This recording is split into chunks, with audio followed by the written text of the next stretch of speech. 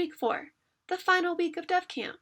At this point, you should have completed all of the content for weeks 1, 2, and 3, where you learned how to create your own website using HTML and CSS. This week, we will be adding a new layer of style to our websites using JavaScript.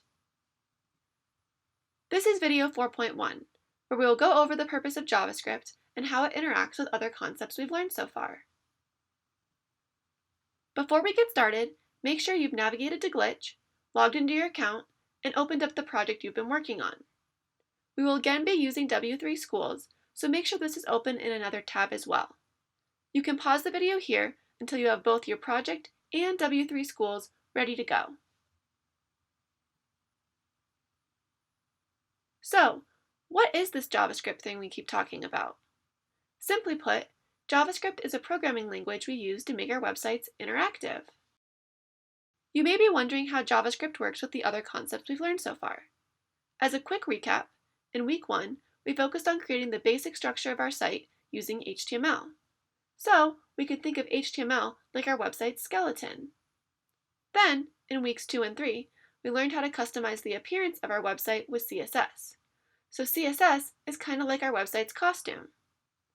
And this week, we will learn how to add interactivity into our website using JavaScript. So, we can think of JavaScript like our website's actions.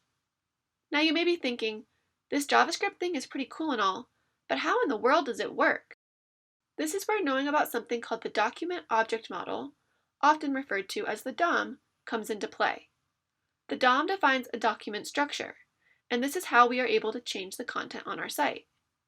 The DOM interprets the different elements of your HTML document, like its head, body, and title, as individual objects.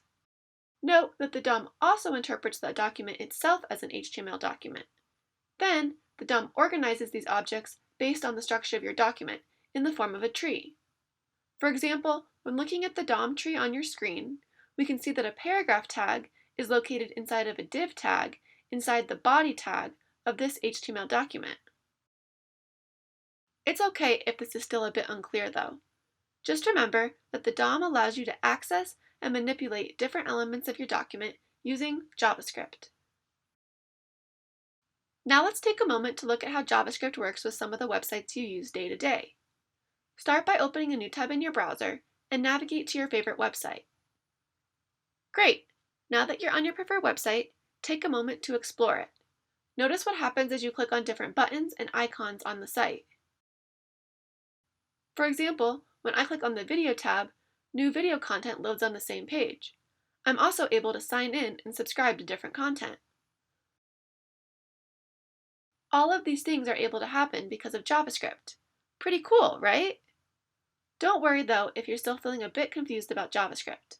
I promise it will begin to make more sense as we build out our own examples. Great work!